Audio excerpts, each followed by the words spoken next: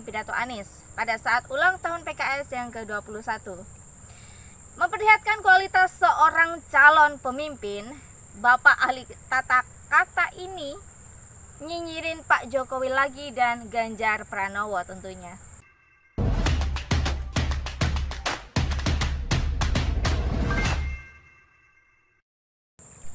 Hai sahabat Suara Arwah, dimanapun Anda berada, saya menyapa Anda. Bersama saya, Ika Christine, kita akan berbicara mengenai pidato Anies pada saat ulang tahun PKS yang ke-21. Memperlihatkan kualitas seorang calon pemimpin, Bapak ahli tata kata ini nyinyirin Pak Jokowi lagi dan Ganjar Pranowo tentunya. Salah satunya membenturkan dua masa kepemimpinan, yaitu di masa SBY dan di masa Pak Jokowi. Kalau datanya valid, lumayan. Ini datanya salah. Sungguh amat sangat memalukan. Tapi kali ini saya tidak mau membahas soal data, takutnya salah, yang pada akhirnya akan menjadi sebuah fitnah. Bapak Sumber Resapan Indonesia mengatakan, di zaman SBY telah banyak membangun jalan nasional yang gratis dan bisa dirasakan oleh masyarakat berbagai kalangan. Sedangkan Jokowi lebih banyak membangun jalan tol yang berbayar. Di sini mari kita cerna, Bapak Yohanes Anies bermaksud ingin nyinyirin Pak Jokowi biar dilihat para pendukungnya kesannya dia tuh pintar dan berpihak pada rakyat kecil atau wong cilik. Tapi ketika dia menyampaikan data-data, ternyata tidak akurat. Yang seharusnya dia malu ketika data-data itu diskakmat oleh Tuan Guru Bajang, bahwa data yang Anies sampaikan itu salah. Orang macam gini kok berhayal mau jadi presiden? Ini baru data soal jalan nasional dan jalan tol. Apalagi nanti setelah jadi presiden, sudah tentu banyak data yang harus diingat dan disampaikan.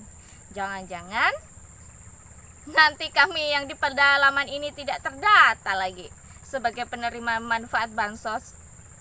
Pantas saja Anies ini selalu mengatakan indeks kemiskinan di Jakarta menurun selama kepemimpinannya. Ternyata dia tidak hafal mengenai data. Wow, sungguh mengherankan.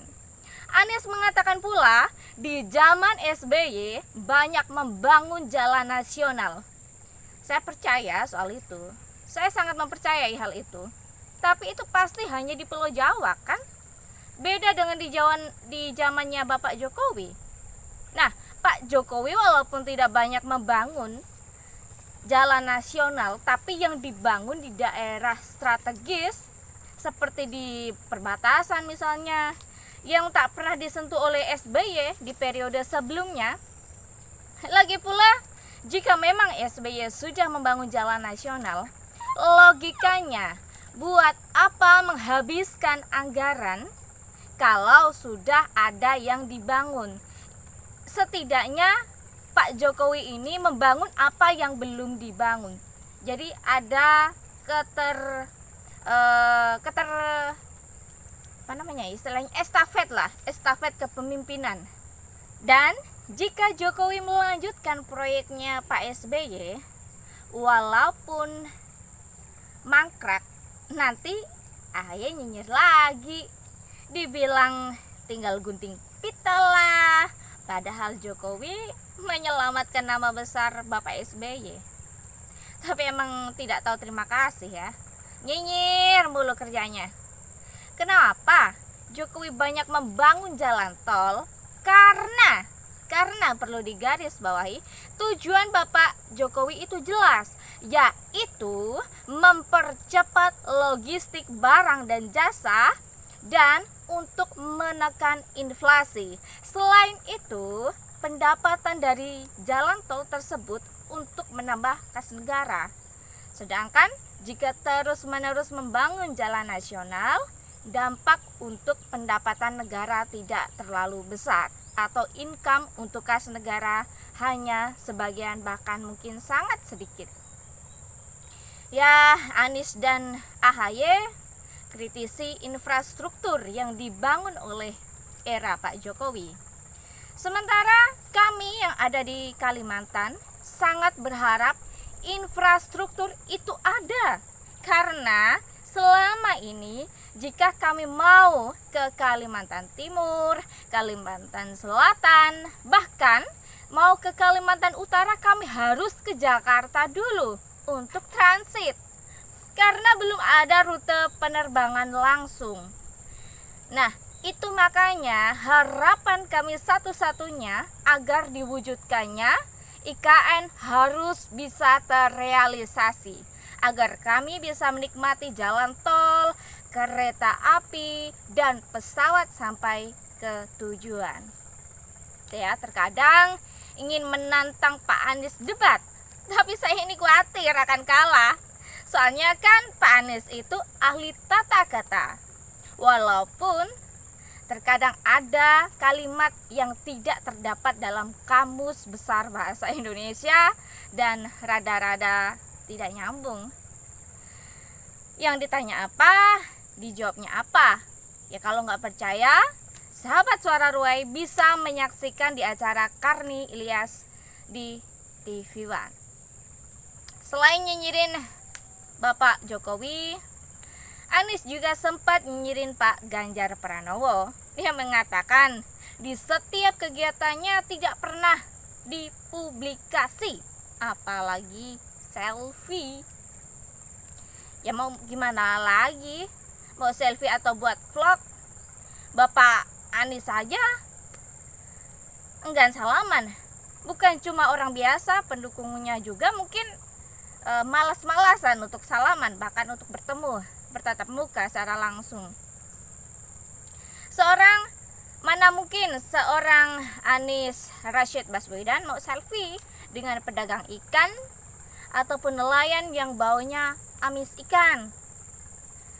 Tapi beda kok kalau ada perempuan cantik yang wangi, pasti erat sekali pelukan dan rangkulannya. Jika penonton Suara Ruai meragukan apa yang saya katakan, silakan dicek di TikTok, video short, atau medsos lainnya. Terkadang saya berpikir, kenapa Pak Anies jadi pura-pura bodoh? Dia kan seorang akademisi loh, mantan rektor. Mana ada rektor bodoh? Ternyata saya menemukan jawabannya kenapa Anies seperti itu. Ternyata dia masih menyimpan luka yang begitu dalam di saat dia di reshuffle oleh Pak Jokowi. Kenapa dipecat? Karena tidak bisa kerja di lapangan. Nah, dari situ saya berpikir, Anies ini gimana mau menyerap aspirasi rakyat? Aspirasi guru dan murid saja bingung. Anies selalu bicara rekam jejak sebagai gertakan pada lawannya, serta meyakinkan pendukungnya. Saya ingatkan pada Pak Anies, hati-hati soal rekam jejak.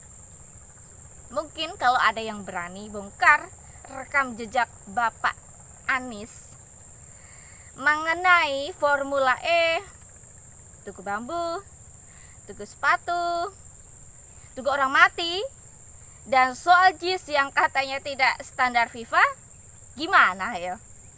Nah, dengar-dengar sih rompi baju oranye dan pink masih ada yang kosong. Jangan-jangan rompi itu ukurannya pas kali ya untuk Bapak. Tapi tenang Pak Anies, tenang. Tidak sekarang, karena kalau sekarang nanti Partai Nasdem dan Demokrat bilang kasusnya nih dipaksain karena sengaja dipolitisasi dan diintervensi. Kita sebagai anak bangsa berhaklah, kita berhak untuk bermimpi jadi pemimpin di negeri ini. Tidak peduli dari suku mana, keturunan mana, dan agamanya apa. Tapi perlu diketahui, elektabilitas dan popularitas tidak cukup menjadikan kita menjadi seorang calon pemimpin. Jadi harus memiliki gagasan, inisiatif, kreativitas, dan efektivitas. Bangsa ini tidak ada yang perlu dirubah. Sudahlah bangsa ini seperti ini. Yang perlu dilakukan adalah meningkatkan, seperti peningkatan ekonomi, peningkatan hukum, dan peningkatan toleransi. Karena dengan toleransi, kita anak bangsa dapat bergandengan tangan untuk menjaga warisan para pejuang kita. Saya Ika Christine dalam program Suara Ruai. Terima kasih sudah menonton video ini. Sampai jumpa.